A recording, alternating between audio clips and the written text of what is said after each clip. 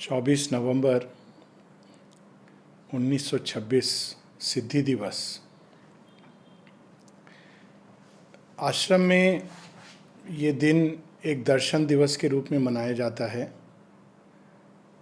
किंतु इस दर्शन दिवस के पीछे एक इतिहास है। बाहरी इतिहास भी और भीतरी भी। बाहरी इतिहास ये है कि पहले केवल श्री अरविंद का जन्म मनाया जाता था, बाद में सिद्धि दिवस भी जुड़ गया। किंतु इसकी जो भीतरी इतिहास है वो उसकी एक लंबी पृष्ठभूमि है। इस दिवस के बारे में श्री अरविंद कहते हैं कि it was the descent of Krishna into the physical. भौतिक स्तर पे, भौतिक प्लेन पर श्री कृष्ण का अवतरण। प्रश्न ये उठता है कि श्री कृष्ण तो पहले ही उनका अवतार हो चुका है, तो ये घटना फिर क्या है।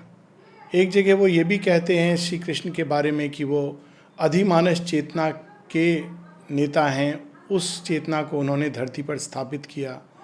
हम लोग ये भी पढ़ते हैं कि श्री कृष्ण आनंद में हैं, लीला में हैं और पुरुषोत्तम भी हैं। स्वाभाविक है कि इससे बहुत सारे प्रश्न मन में उठते हैं कि वास्तव में उस दिन क्या हुआ। श्री माँ इसको बड़े सरल शब्दों में बताती हैं, वर्णन करती हैं।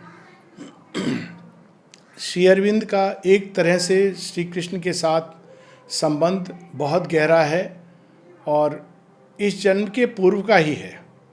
बल्कि ये भी कह सकते हैं, जैसा श्री अरविंद बाद में कहते हैं, माई डबल कृष्णा। वे एक ही हैं किंतु दो रूप में हैं। किंतु इसके विषय में हम लोग बाद में आ सकते हैं। अगर हम देखें तो उनके जन्म के साथ ही बहुत सारी चीज़ें हैं जिनमें एक समानता है। दोनों का जन्म एक ऐसे समय में होता है जब संसार में अंधकार है। वैसे सभी अवतारों का एक ऐसे अवसर पे जन्म होता है जब संसार एक अंधकार के दौर से गुजर रहा होता है। उसमें एक बहुत बड़े परिवर्तन की अंदर कहीं पर लालसा होती है, अभीप्सा होती है, किंतु वो परिवर्तन कैसा होगा वो किसी को समझ नहीं आता है। श्री कृष्ण और श्री अरविंद दोनों का ही जेल से भी एक संबंध है।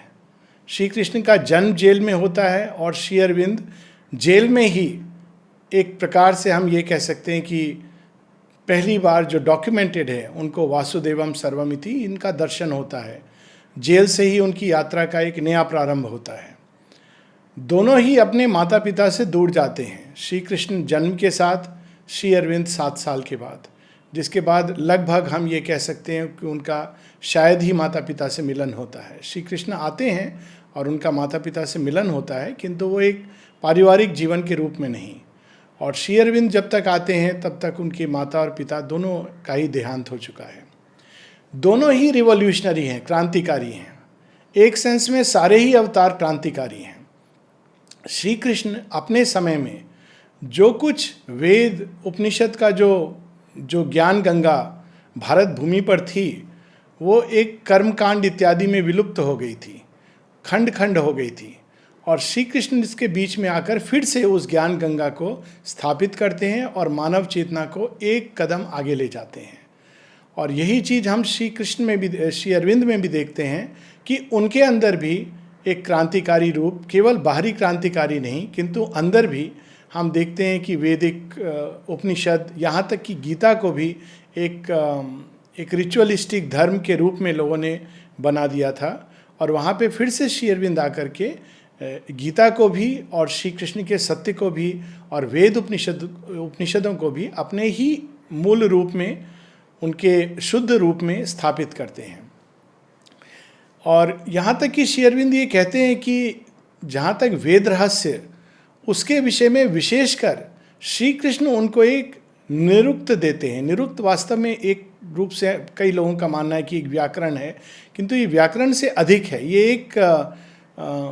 एक कंटेक्स्ट है जिसमें हम देखकर एक शब्द को, एक भाषा को समझते हैं। वो केवल एक व्याकरण नहीं है। और इस प्रकार से श्री कृष्ण जो निरुक्त देते हैं उसके आधार पर श्री अरविंद वेद रहस्य को फिर से धरती पर प्रकट करते हैं। तो एक तरह से हम कह सकते हैं कि वेद रहस्य is a joint creation of Shri Krishna and Shri Aurobindo. दोनों ही भारत भूमि के लिए अपने अपने ढंग से प्रयासरत होते हैं।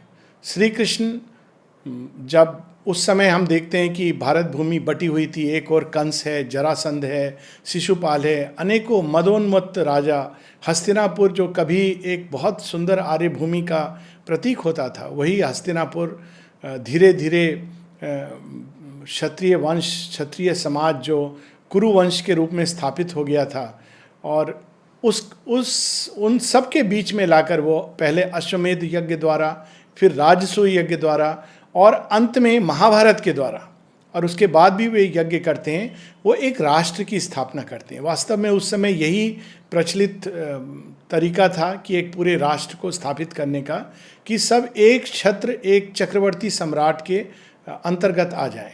और उस समय उन्होंने युधिष्ठिर को स्थापित किया और इस प्रकार से भारत के राष्ट्र की स्थापना की। श्री अरविंद भारतवर्ष में, जो उस समय अनेकों प्रांतों में, अनेकों जाति धर्म में खंड खंड बटा हुआ है, और उसमें ब्रिटेन का असुर पूरी तरह राज्य कर रहा था, उस समय श्री अरविंद आकर भारत राष्ट्र की स्थापना वंदे मातरम के मंत्र को फिर से जगाकर, और साथ ही भारत के मानचित्र में, भारत की भूमि में भारत माता का दर्शन कराकर फिर से एक राष्ट्र को, जिसमें अनेकों धर्म जाति संप्रदाय के लोग हैं, उनको एक सूत्र में बांधते हैं। यहाँ तक हम दोनों में एक समानता देखते हैं। और भी आगे चलकर अगर हम श्री कृष्ण के गहराई में उतरें और उनके गीता के दर्शन को देखें, गीता के द्वारा उन्होंने जो कुछ दिया है, तो उसमें वास्तव में विश्व बंधुत्व का भी बीज स्पष्ट रूप से है। जब वो वसुदेव कुटुंब की बात करते हैं, जब वो पूरे सृष्टि में एकत्व को देखने की बात करते हैं, तो वही चीज़ आगे चलकर हम श्री अरविंद के योग दर्शन में भी पाते हैं, जहाँ विश्व बंधुत्व, ह्यूमन यूनिटी, जिस पर काफ़ी कुछ श्री अरविंद कार्य भी करते हैं और उस दर्शन को प्रकट भी करते हैं, उस पर चलने का पूरा एक रोड मैप मनुष्य के सामने स्थापित करते हैं। दोनों के जीवन में एक और बाहरी समानता है जो मुझे थोड़ी सी विचित्र लगती है या रोचक लगती है, और वो ये है कि दोनों ही अपनी मूल कर्मस्थली को छोड़कर कहीं और जाते हैं, और वो कहीं और समुद्र के तट पर होता है। अब ये एक समानता एक रोचक है, ये नहीं कि कोई आवश्यक हो कि इसके पीछे कोई बहुत बड़ा रहस्य हो। श्री अरविंद भी अपनी कार्यस्थली जो उस समय कलकत्ता है, उसको छोड़कर पांडिचेरी समुद्र तट पर आते हैं। दोनों ही एक प्रकार से देखा जाए तो पूर्व या उत्तर से नीचे की ओर आते हैं, और एक पश्चिम में उत्तर की ओर, और श्री अरविंद पूर्व में उत्तर की ओर, पश्चिम की दक्षिण की ओर, दोनों ही दक्षिण की ओर आते हैं। तो ये एक बड़ी अद्भुत बात है। माता जी ने इसके विषय में एक छोटी सी बात कही है जो रोचक है अपने आप में। माँ को पर्वत पसंद थे, और यदि उनकी मर्जी होती तो वो चाहती कि हिमालय में शायद आश्रम हो, किंतु श्री अरविंद को समुद्र पसंद था। ये समा कहती हैं कि ही लव्ड द सी, इसलिए वो स्वाभाविक रूप से यहाँ पर आश्रम की स्थापना हुई।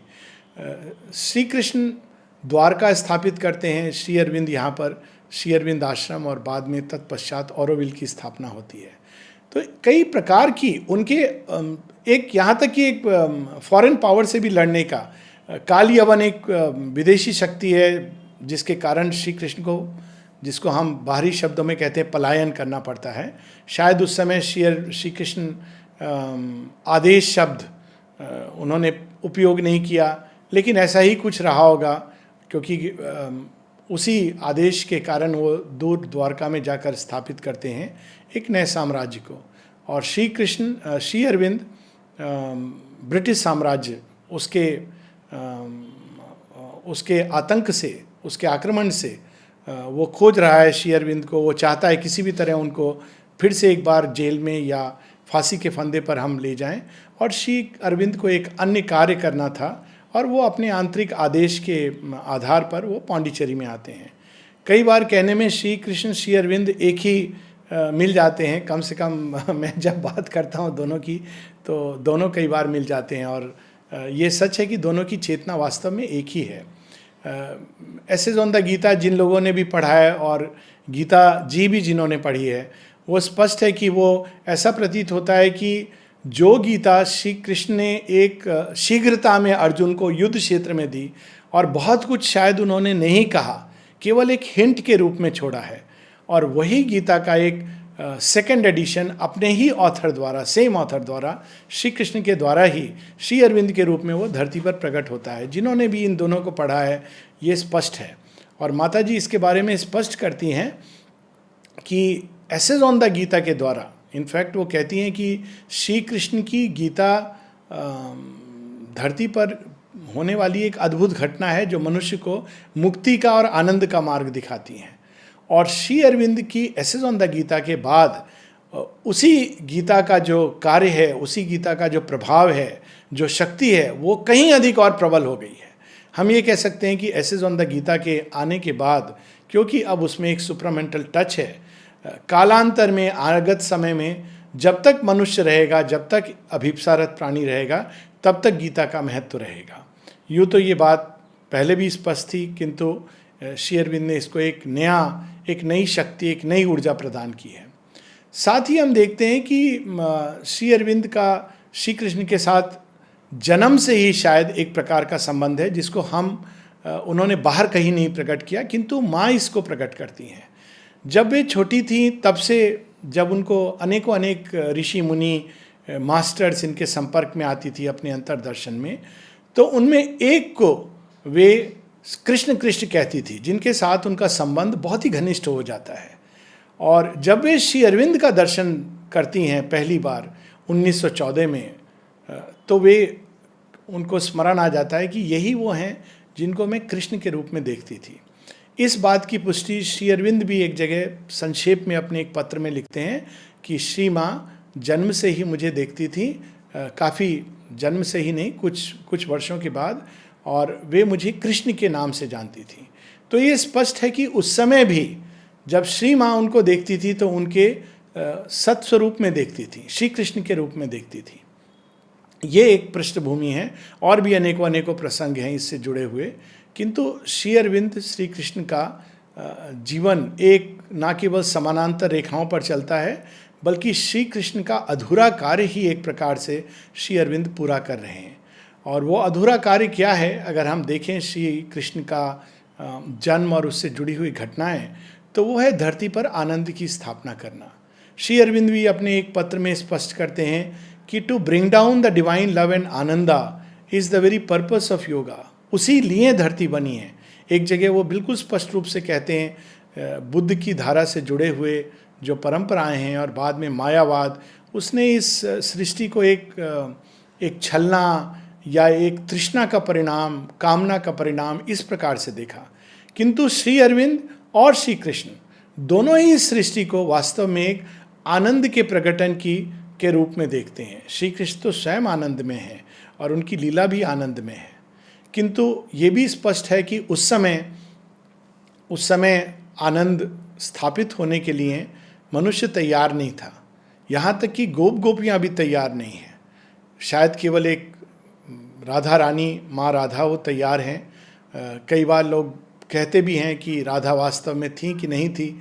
जब माँ से ये प्रश्न पूछा गया था तो माँ कहती हैं, surely she has lived and continues to live. तो इससे अधिक और हिंट क्या मिल सकता है दोनों के एक होने में।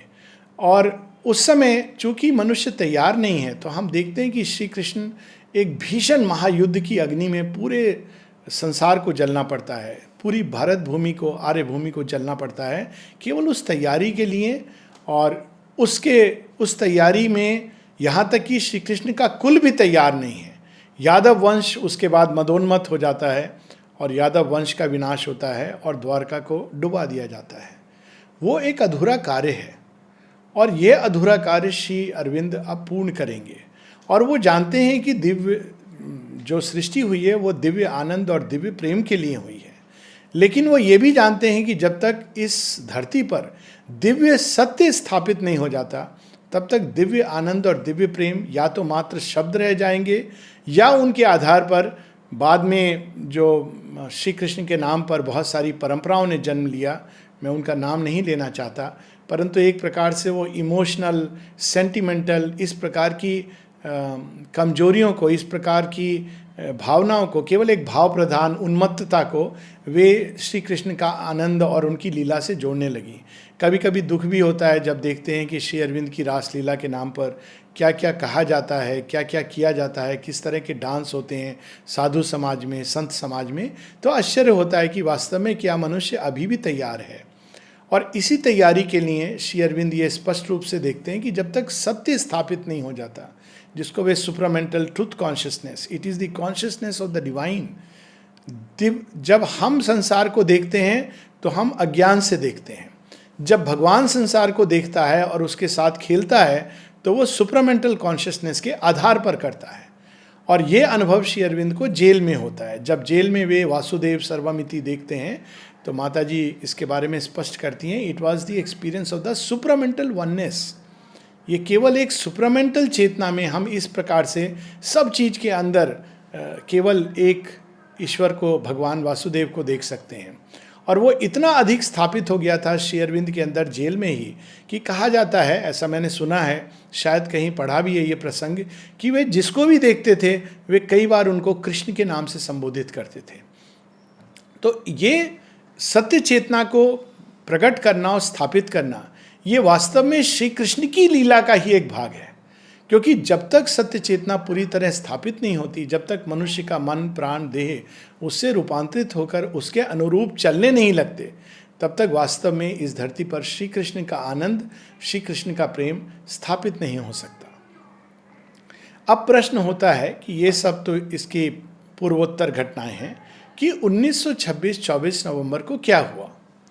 श्री अरविंद एक जगह कहते हैं 1920 से 1926 तक कई डिसाइपल, शिष्य उनके साथ जुड़ते थे और बैठकर उन प्रसंग होते उठते थे, चर्चाएं होती थीं।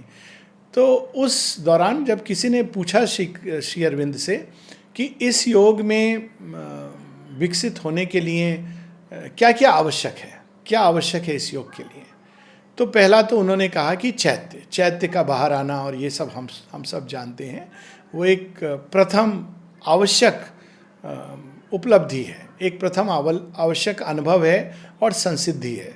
बिना उसके हम इस योग में आगे बिल्कुल सेफ्टी के साथ नहीं बढ़ सकते। दूसरा उन्होंने कहा कि अगर मैं कहूँ तो नहीं समझ पाओगे। फिर जो शिष्य हैं वे कुरेदने लगे, तो फिर वो कहते हैं you have to come in contact with the plane of the gods. Plane of the god जिसको वो कह रहे थे, वो ओवर माइंड कॉन्शियसनेस। उस समय ये शब्द बहुधा हम देखेंगे कि श्री अरविंद ने कई सारे शब्द उस समय उपयोग नहीं किए, क्योंकि शब्द वास्तव में उस समय शायद आवश्यक भी नहीं थे।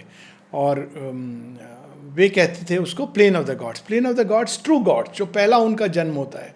वैसे तो देवता सभी स्तरों पर, जड़ तत्व के स्तर पे भी देवताओं का कार्य है, किंतु वे प्रथम देवता हैं जो सीधा सुपरामेंटल चेतना से निकलकर वो सारे देवता इस संसार में, संसार की सृष्टि की रचना करते हैं। तो प्लेन ऑफ द गॉड्स जो वास्तव में वहाँ पे विश्व चेतना भी है। इसीलिए प्रत्येक जो देवता है ओवर माइंड गॉड, अधिमनस का, वो विश्व चेतना उसकी पूरे विश्व में फैली हुई है। They are boundless in their own action and in their own substance and being. तो 1926 के कुछ समय पूर्व ये देवता धीरे धीरे धरती के संपर्क में आने लगे। और जब माता जी मेडिटेशन देती थी, माता जी 1920 में आ गई थी और 1923 या 24 में, जहाँ तक मुझे ध्यान है, या शायद 25 होगा, पर 24 या 25 के बीच में वो धीरे धीरे शिष्यों के बीच में आने लगी थी और मेडिटेशन देती थी। शिष्य उनके चारों तरफ बैठते थे। और ऐसा माता जी ने कहा है कि देवता भी उस समय आ जाते थे, क्योंकि एक नई लीला भगवान की होने वाली थी।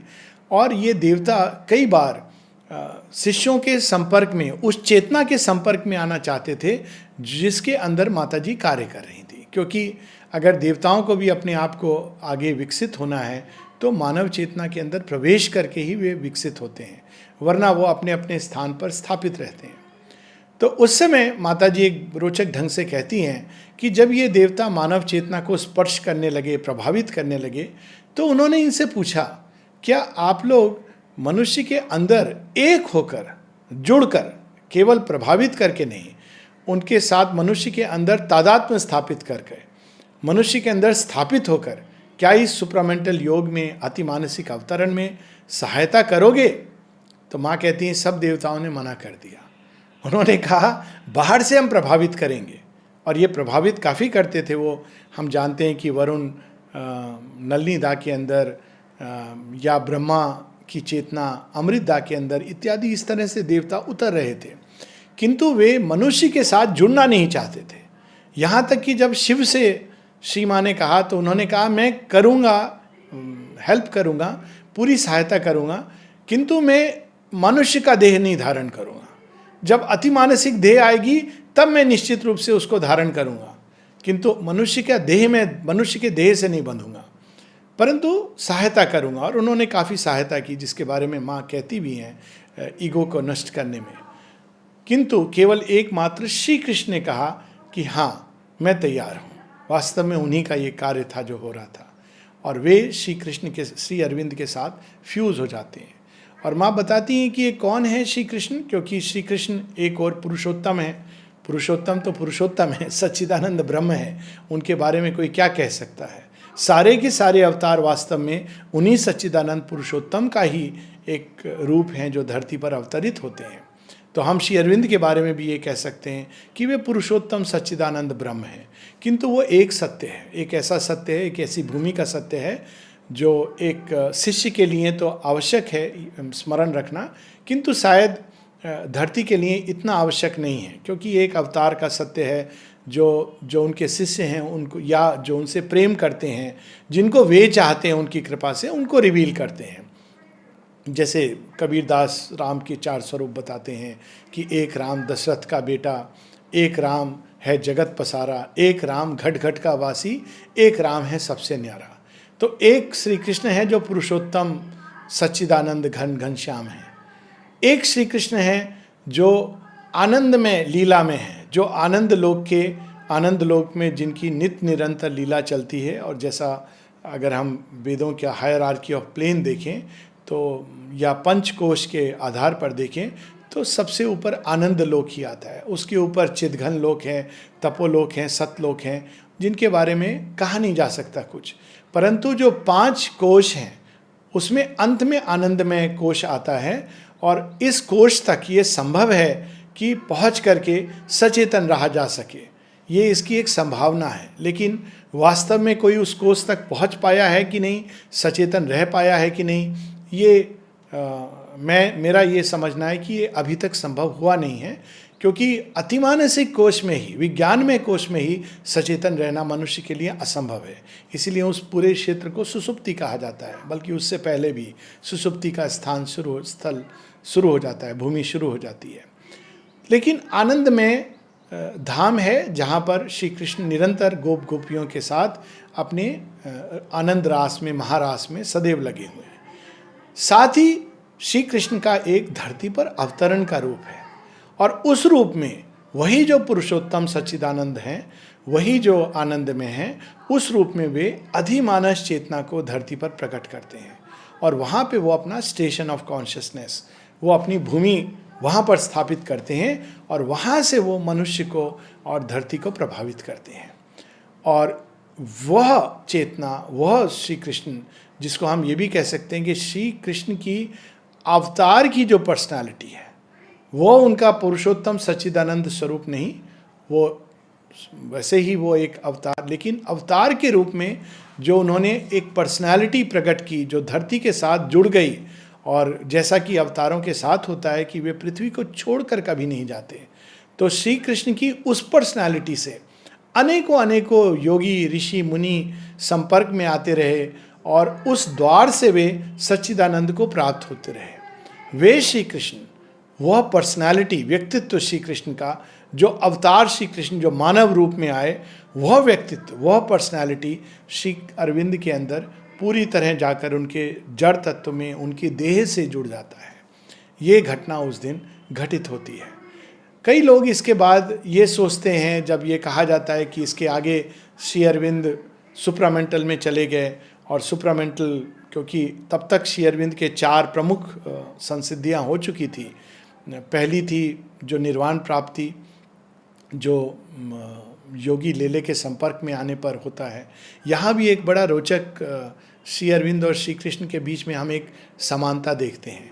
श्री कृष्ण को ऋषि घोर, छांदोग्य उपनिषद में जो वर्णन आता है, वो 1 या 2 वाक्य कहते हैं, यज्ञ के बारे में बताते हैं, और साथ ही कहते हैं तुम अविनाशी हो, तुम अनचेंजेबल, इम्यूटेबल हो, अक्षर हो, और इसको स्मरण रखने को। और ऐसा कहा जाता है, श्री अरविंद कहते हैं कि इस एक वाक्य से श्री कृष्ण को ब्रह्म ज्ञान, ब्रह्म निर्वाण की प्राप्ति होती है। बड़े सुंदर ढंग से छांदोग्य उपनिषद में ये नहीं लिखा गया कि उनको निर्वाण की प्राप्ति या ब्रह्म ज्ञान की प्राप्ति हुई। हमको शब्दों में नहीं उलझना चाहिए। छांदोग्य उपनिषद, अगर उसके इंग्लिश ट्रांसलेशन जो मुझे याद है, वो कहती है ही बिकेम थर्स्टलेस, प्यास चली गई। तो प्यास हर स्तर पे, हर भूमि पर, कामना शून्य हो जाना, मन के अंदर अनेकों प्रकार के प्रश्न, उहापोह, ये सब शांत हो जाना, और वो अभिप्सा, क्योंकि जो अभिप्सा जो खोज करती है, वो खोज की परिसमाप्ति, परिपूर्णता, प्यास का चले जाना। मुझे ये बहुत सुंदर शब्द लगा, ही बिकेम थर्स्टलेस। तो ये श्री कृष्ण की घटना है घोर ऋषि के साथ। श्री अरविंद इसी प्रकार से योगी लेले आते हैं, और योगी लेले उनको एक निर्देश देते हैं कि विचार आएंगे और इन विचारों को तुम दूर हटाते चले जाओ, और वे भी इस एक सूत्र को पकड़ करके ब्रह्म निर्वाण में लीन हो जाते हैं। और फिर वे योगी लेले से कहते हैं कि अब मैं किस आधार पर कर्म करूं, क्योंकि सब कुछ कामना शून्य हो जाते हैं, विचार शून्य हो जाते हैं, एब्सोल्यूट स्टिलनेस। तो वो भी उनको कहते हैं कि अब तुम इस शून्यता में अपने हृदय के अंदर देखो, और वहाँ पर जो भी निर्देश आएगा उसके अनुसार कार्य करो। तो ये एक समानता हम देखते हैं। ये श्री अरविंद के जीवन में पहला मेजर अनुभव। उसके पहले और उसके बाद में अनेकों सिद्धियां और संसिद्धियां हैं जिनकी हम बात नहीं कर रहे हैं। उसके बाद वासुदेवम सर्वमिति, जिसको श्री कृष्ण गीता का एक उच्चतम संभावना, उच्चतम पॉसिबिलिटी मानव चेतना की, वो भी श्री अरविंद उस सिद्धि को प्राप्त करते हैं। फिर तीसरा, जब पर ब्रह्म का अनुभव, और पर ब्रह्म में नित्य निरंतर अनेकों घंटों तक निवास करना, जिसकी बात वो 1920 में बरिंदा को अपने पत्र में करते हैं। और फिर ये 1926 की घटना, जिसको सिद्धि दिवस कहा गया। अब इसको हम सिद्धि दिवस क्यों कहते हैं? क्योंकि श्री अरविंद के योग में सिद्धि तो वास्तव में सुप्रामेंटल सिद्धि है। एक सेंस में अगर देखा जाए तो सुप्रामेंटल के पहले, अतिमानस सिद्धि के पहले क्या संभव था अधिकतम मनुष्य चेतना के लिए? यही संभव था कि वह पूरी तरह ओवर माइंड चेतना को अपने अंदर धारण करे, और श्री कृष्ण जो इस चेतना को धरती पर उतारते हैं और स्थापित करते हैं, पूरी तरह वो श्री कृष्ण की चेतना को से अभिभूत हो जाए, यहाँ तक कि वो अपने कण कण में श्री कृष्ण को प्राप्त कर ले। यही एक, इसको हम कह सकते हैं कि वह योग की परिपूर्णता मानव चेतना में सुप्रामेंटल आने के पहले, यही एक पूर्णता का अल्टीमेट था। और ये पूर्णता ही है जो श्री अरविंद प्राप्त करते हैं, इसी पूर्णता को सिद्धि। किंतु पूर्णता श्री अरविंद एक अंत नहीं कहते हैं, it is not an and point. जब हम एक स्तर पे पूर्णता प्राप्त करते हैं तो एक नई पूर्णता खुल जाती है, और वह नई पूर्णता का द्वार था, क्योंकि शायद ये एक कंडीशन थी। इस कंडीशन के बिना मनुष्य के लिए वो नेक्स्ट लेवल का द्वार खुल नहीं सकता था, क्योंकि श्री कृष्ण की चेतना से तो कई योगी महात्मा संपर्क में आए। कुछ दिन पूर्व पता नहीं कोई शायद मुझे कह रहा था कि उसने कहीं पर सुना था या पढ़ा था, मुझे मालूम नहीं, कि उस दिन क्या हुआ था, श्री कृष्ण की ऊर्जा से श्री अरविंद का संपर्क हुआ। ये बड़ी एक बचकानी सी सोच है, क्योंकि श्री कृष्ण की ऊर्जा से तो अनेकों का संपर्क हो चुका है, उससे अभिभूत हो चुके हैं। ना केवल उनकी ऊर्जा से संपर्क हो चुका है, उसमें लीन हो चुके हैं। ऐसे योगी और गुरु और महात्मा हुए हैं।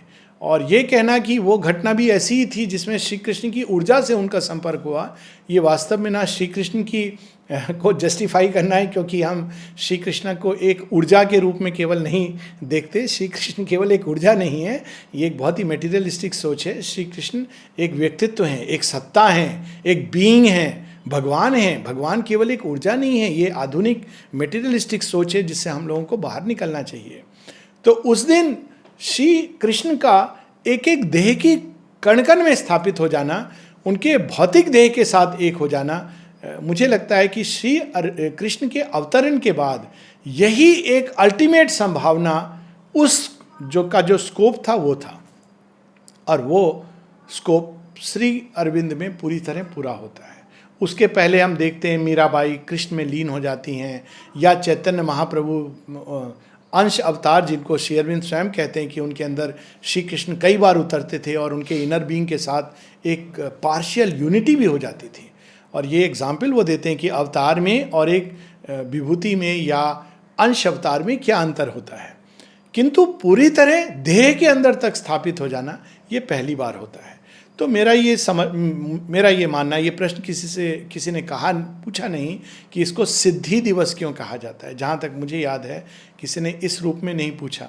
हाँ, कहा जाता है क्योंकि श्री कृष्ण की चेतना, परंतु सिद्धि ये शब्द का उपयोग क्यों होता है। तो मेरी जो अंडरस्टैंडिंग है या जो रेवलेशन है वो ये है कि यही वो सिद्धि है जो मनुष्य के लिए संभव थी श्री कृष्ण के आने के बाद, और वो सिद्धि श्री अरविंद में पहली बार पूर्णता को प्राप्त करती है। जब ये पूर्णता को प्राप्त करती है तब नेक्स्ट लेवल का द्वार खुलने की संभावना खुलती है, और श्री अरविंद इसको स्पष्ट कहते हैं, then it was possible for the super mind doors to open. क्योंकि अगर भौतिक चेतना अभी तक ओवर माइंड की चेतना को ही नहीं रिसीव कर पाई है, तो वो आगे चलकर सुपर माइंड की चेतना को कैसे रिसीव करेगी। इसको हम ऐसे भी एक कोरिलेट कर सकते हैं, जो मैंने सिद्धि की बात कही, कि कुछ ऐसी ही प्रोसेस अब सुपरामेंटल चेतना के साथ भी होगी। श्री कृष्ण के अवतरण के बाद कई योगी ऋषि मुनि श्री कृष्ण की चेतना के साथ संपर्क में आए, जिससे कई हद तक उनके मन प्राण इनर बीइंग में काफ़ी कुछ बदला। हम कह सकते हैं एक प्रकार का रूपांतरण हुआ। हालांकि रूपांतरण शब्द एक स्पेसिफिक वर्ड है जो सुपर माइंड के उसी के कंटेक्स्ट में यूज़ करना चाहिए, क्योंकि रूपांतरण रूप का परिवर्तन, किंतु फिर भी निश्चित रूप से इनर बीइंग पर श्री कृष्ण की जो छाप पड़ी, उसमें जो भक्ति का प्रभाव हुआ, मनुष्य जो ब्रह्मभूत उसने होना सीखा, ये सब चीज़ें श्री कृष्ण के अवतरण के बाद हुई। किंतु उनका काम तब तक समाप्त नहीं होता है जब तक लगभग 4500 वर्ष के बाद, जब श्री अरविंद पूरी तरह उसको देह में धारण करते हैं। तो मेरा ये जो मानना है, कुछ ऐसी ही बात माता जी ने कही है कि it will take few thousand years for the physical transformation under the supramental influence. कई लोग कहते हैं कि अरे ऐसा कैसे, वास्तव में यही चीज़ श्री कृष्ण के साथ हुई। श्री कृष्ण ने जिस चेतना को लाकर धरती पर स्थापित किया, वास्तव में उसका पूरा प्रभाव 4500 वर्ष बाद होता है। कुछ ऐसा ही श्री अरविंद के साथ होगा कि प्रारंभ में लोग सुप्रामेंटल टच प्राप्त करेंगे, उसका दर्शन करेंगे, मन में सुप्रामेंटल को रिसीव करेंगे, मन रूपांतरित होगा, प्राण रूपांतरित होगा, हृदय रूपांतरित होगा, एक लंबी प्रक्रिया होगी। और फिर एक समय आएगा जब सुप्रामेंटल बॉडी के एक एक कोश में उतरेगा। अब वो कितना समय लेगा, कब प्रकट होगा, यहाँ पर हम उस विषय पर नहीं आगे बढ़ेंगे, ये एक अन्य उसका विषय हो सकता है।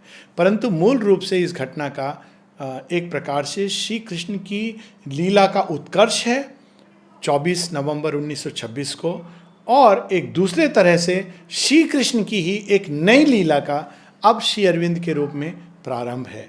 इसको हम जिस तरह से देखें, वास्तव में दोनों एक ही हैं, और ये दो हमारे मन का एक खेल है, क्योंकि मन बहुत अधिक बाहर रूप पर फोकस करता है और अंदर के सत्य को पकड़ नहीं पाता।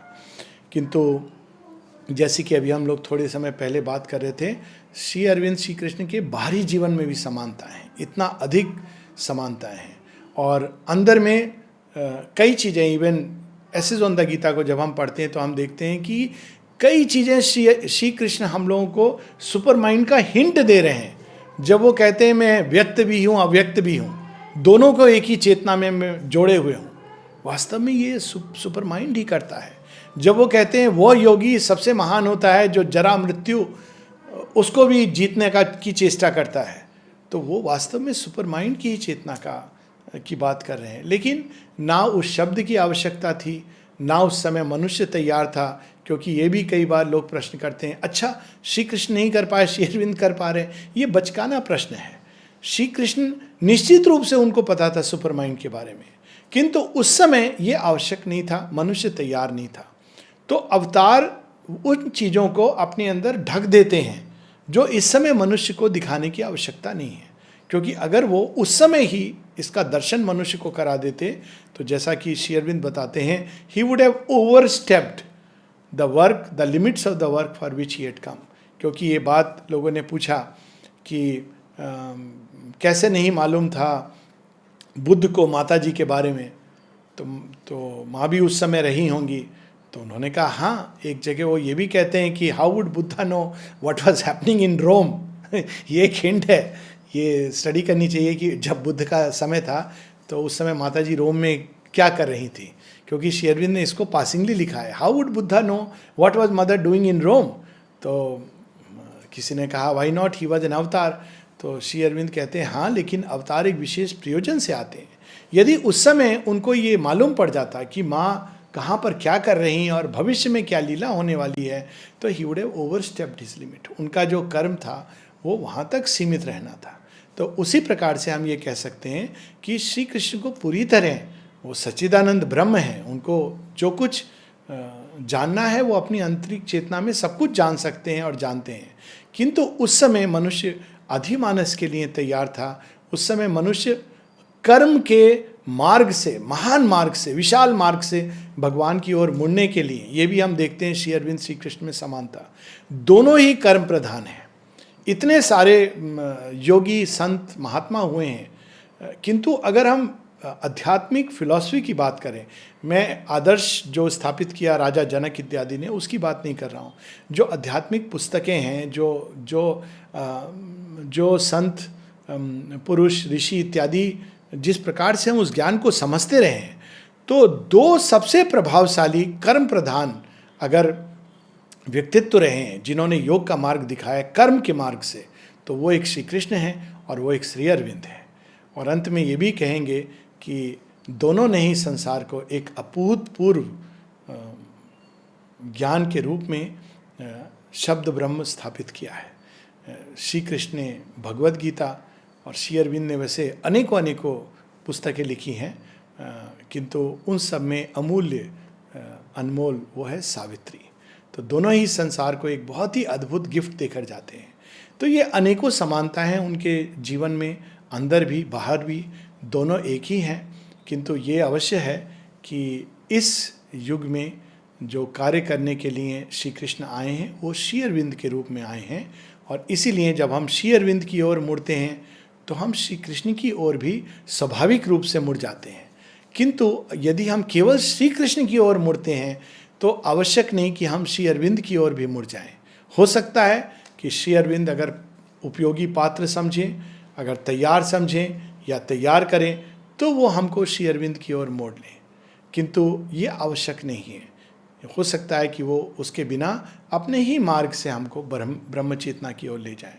लेकिन जब हम श्री अरविंद की ओर मुड़ते हैं तो वो अपने आप में ये इम्प्लिसिट है कि हम श्री कृष्ण की चेतना के भी संपर्क में आ जाते हैं। ये बात श्री अरविंद ने अपने पत्रों में भी लिखी है। और ये भी साथ ही लिखा है कि श्री कृष्ण का योग और श्री अरविंद का योग मूल रूप से दोनों परस्पर विरोधी नहीं हैं। कई ऐसे योग हैं जो परस्पर विरोधी हैं, मायावादी सिद्धांत, किंतु ये दोनों योग परस्पर विरोधी नहीं हैं।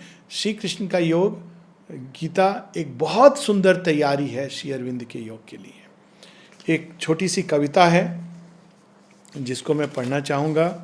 और जब इसकी बात हुई थी आज इस रिकॉर्डिंग की, तो श्री अरविंद के प्रसाद से या श्री कृष्ण की कृपा से जो भी हम कह लें, जैसे श्री अरविंद ने कहा था कि जो निर्वाण की प्राप्ति, he said I did not get it by my effort but by the grace of the गुरु और ऑफ कृष्णा एंड काली। तो ये उन्हीं की कृपा से जो एक ही हैं, शायद कल ही या परसों ये कविता मुझे मिली। ये बनमाली, साधु बनमाली, वो एक जज थे हाई कोर्ट के, जिन्होंने बाद में एक प्रकार से सन्यास का, उन्होंने सब कुछ त्याग दिया। सन्यास हम नहीं कह सकते, क्या कर रहे थे वो इसके बारे में मुझे नहीं मालूम है, किंतु वो एक साधु के रूप में नर्मदा के तट पर कुटी बनाकर निवास करने लगे।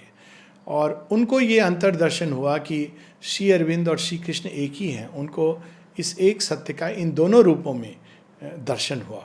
और उन्होंने एक कविता लिखी जिसको इंग्लिश में भी ट्रांसलेट हुई है, और उन्होंने श्री अरविंद के पास ये कविता भेजी, और श्री अरविंद ने इस कविता के विषय में पुष्टि की कि जो उनको दर्शन हुआ वो सही हुआ। तो एक प्रकार से इस कविता के ऊपर श्री अरविंद का स्टैम्प है, और इस बात पर वो फूले नहीं समाते थे और कहते थे कि देखो, मैंने श्री अरविंद से कबूल करवाया कि वे श्री कृष्ण ही हैं। वैसे ये सहाना देवी के पत्रों में भी ये बात मिलती है, एक पत्र में विशेषकर, जहाँ वो कहते हैं, एक बड़ा सुंदर पत्र है जहाँ सहाना दी देखती हैं कि उन्होंने श्री कृष्ण आकर श्री अरविंद के साथ फ्यूज़ हो जाते हैं। तो उन्होंने, वो कृष्ण भक्त थीं, और वो कहती हैं श्री अरविंद से, ये मैंने क्या देखा, ये कैसे संभव है? और श्री अरविंद कहते हैं, who else but Krishna can unite with me. Of course ये 24 नवंबर की घटना का उल्लेख है इसमें, who else but Krishna can unite with me. इस तरह से जगह जगह उनके हिंट्स हैं, परंतु इस कविता में जैसे हम देखेंगे कि स्पष्ट रूप से ना केवल संकेत है, बट एक स्पष्टता है कि वो दोनों एक ही हैं, और श्री अरविंद की स्टाम्प है इस पर, उन्होंने इसकी स्वीकृति दी है।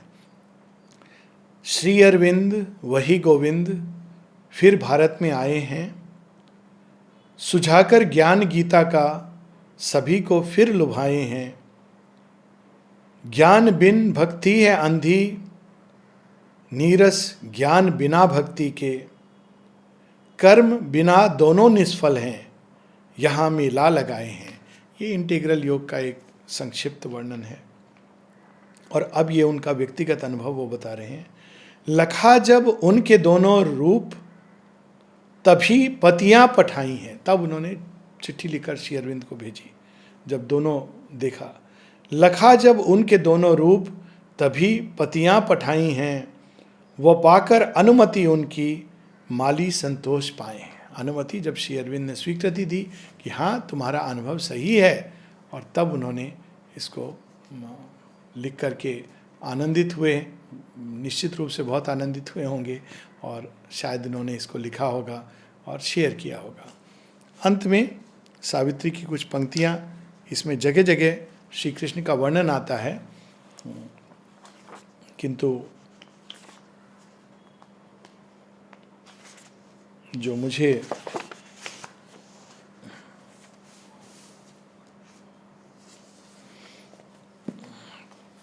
सावित्री के अंत में, जब सावित्री सत्यवान को यम से छीनकर मृत्यु के पास से मुक्त करके धरती की ओर ला रही हैं, तो अब देखिए बहुत ही सुंदर वर्णन है इसमें श्री कृष्ण का अपने ढंग से। श्री अरविंद अलग अलग अंदाज में श्री कृष्ण का वर्णन करते हैं, ऐसा ऐसा वर्णन करते हैं जो सावित्री में भी, कविताओं में भी जो अद्भुत है।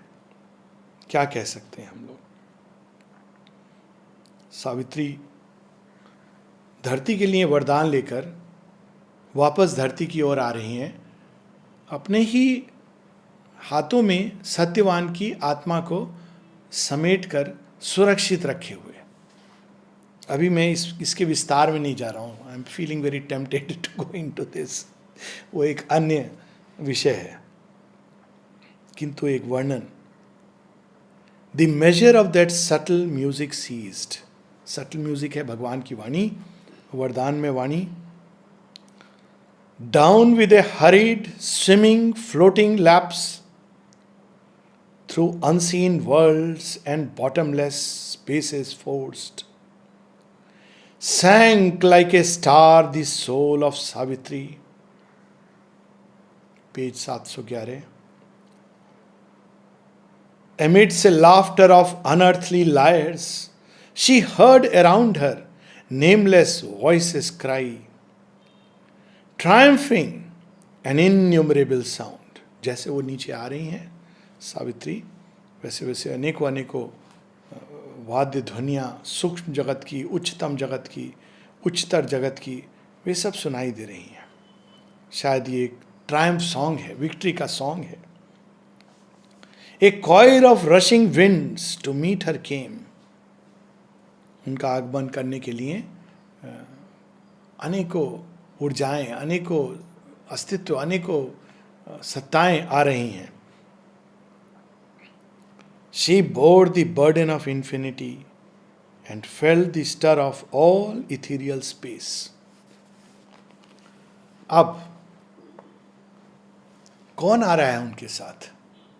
वो है और सत्यवान है, ये तो हम लोग जानते हैं, लेकिन कोई और भी है जो उनके साथ आ रहा है. A face was over her which seemed a youth's, symbol of all the beauty eyes see not, crowned as with peacock plumes of gorgeous hue, framing a sapphire whose heart-disturbing smile insatiably attracted to delight, voluptuous to the embraces of her soul. रोए खड़े हो जाते हैं इन पंक्तियों को पढ़कर. उनके साथ कौन आ रहा है? एक फेस देखती हैं वो, जो नित्य युवा है, चिर यौवन है, इम्प्लेकेबली स्वीट, इतना मधुर है कि उसका वर्णन नहीं किया जा सकता. इतना अधिक सौंदर्य है, ऐसा सौंदर्य जिसको आंखें देख नहीं सकती. Symbol of all the beauty I see not, वो मूर्त रूप हो गया है उस मुखारविंद के रूप में.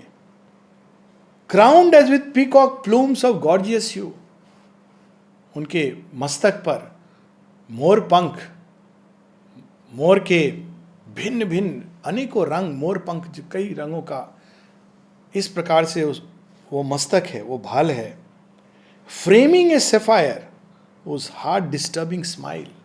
श्री कृष्ण की यदि कोई चीज़ सबसे अधिक लुभावनी है, वह है उनकी मुस्कान, हार्ट डिस्टर्बिंग स्माइल. क्यों डिस्टर्बिंग है? श्री अरविंद यहाँ पे डिस्टर्बिंग वर्ड क्यों यूज़ करते हैं? क्योंकि एक बार उस मुस्कान को जिसने देख लिया या अनुभव कर लिया, वो फिर किसी चीज़ से संतुष्ट नहीं होता है, डिस्टर्ब कर देती है. जैसे हम किसी से प्रेम में पढ़कर डिस्टर्ब हो जाते हैं. क्यों डिस्टर्ब में हो जाते हैं? क्योंकि फिर दिन रात हम उसी को प्राप्त करना चाहते हैं. उसी प्रकार से एक बार श्री कृष्ण की स्माइल, वो मुस्कान मनुष्य को छू लेती है, तो फिर वो कुछ भी पाले वो सेटिस्फाइड नहीं होगा, वो फिर से उसी मुस्कान को ढूंढेगा. इसलिए heart disturbing smile, insatiably attracted to delight. इसी बात की फिर से पुष्टि हो रही. इनसैटिएबली, वो तो थर्स्टलेस हो गए, लेकिन मनुष्य के अंदर एक ऐसी प्यास जगा देते हैं जो बुझ नहीं सकती. जितना आनंद देते जाओ, और अधिक आनंद, और अधिक आनंद. एक जगह श्री अरविंद श्री कृष्ण के कई अनेकों, एक ये भी प्रसंग है, वो कहते हैं किस कृष्ण के बारे में मैं बात करूं? वह श्री कृष्ण जो कई सारे वर्णन करते हैं, और फिर कहते हैं वो श्री कृष्ण जिनके साथ, जिनके आलिंगन में मैं इतना आनंदित होता था. और इसको एक एफोरिज्म में भी कहते हैं, इतना आनंदित कि I got tired of his embraces. इतना अधिक आनंद. श्री माँ भी इसकी बात करती हैं कि जब वो टहलती थी और श्री कृष्ण उनके साथ चलते थे. फिर श्री अरविंद, एक लंबा प्रसंग है, और फिर जब वो कहने लगी तो बहुत आनंद है, बहुत आनंद है इसमें. उसके पहले वो कहती, जब मैं कभी कभी बहुत सारा दिन भर का काम, तो मैं आती थी और शैया पर जब बैठती थी तो वहाँ पर श्री कृष्ण बैठे होते थे. और फिर वो कहती हैं कि मैं उनके कंधे पर अपना सिर रखकर थोड़ी देर विश्राम कर लेती थी.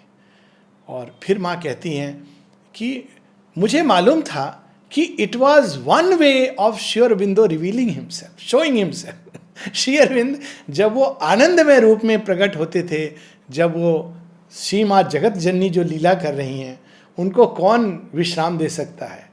किंतु कुछ क्षण के लिए उनको वो अपने ही अंदर एब्जॉर्ब करके विश्राम देते थे, तो वो श्री कृष्ण के रूप में माँ के सामने प्रकट होते थे. और फिर वो कहती हैं कि जब वो दोनों वॉक करते थे और श्री अरविंद अंदर तपस्या में लीन है, फिर श्री कृष्ण चले गए और श्री अरविंद आने लगे. फिर उन्होंने कहा, इतना आनंद, कौन ये सब कार्य करे? आश्रम और इतने सारे साधकों का इतना आनंद. तो श्री अरविंद चले गए. उन्होंने कहा, नो मोर, नॉट नाउ. क्योंकि फिर जो कार्य करने के लिए जगत जननी माँ आई हैं, it will go in a different direction. तो फिर माँ कहती हैं, ये बड़ा सुंदर है. माँ कहती हैं, अच्छा कोई बात नहीं है, I will call the supreme. After all supreme ही है जो श्री कृष्ण है और श्री अरविंद है, तो वो सुप्रीम का आह्वान करती हैं और माँ कहती हैं फिर सुप्रीम आगे। और माँ बड़े सुंदर ढंग से इस प्रसंग को अंत करती हैं, first Krishna, then Shri Aurobindo, then the supreme. So यहाँ पर हम देखते हैं insatiably attracted to delight, voluptuous to the embraces of her soul. जितना एम्ब्रेस करो, नॉर्मली जब हम आलिंगन करते हैं तो अंदर जो प्रेम की जो भूख है वो तृप्त होती है। ये एक ऐसा आलिंगन है भगवान का कि वोलप्चुअस, और अधिक फुलनेस को प्राप्त करती है और बढ़ती है और अधिक विशाल होती जाती है।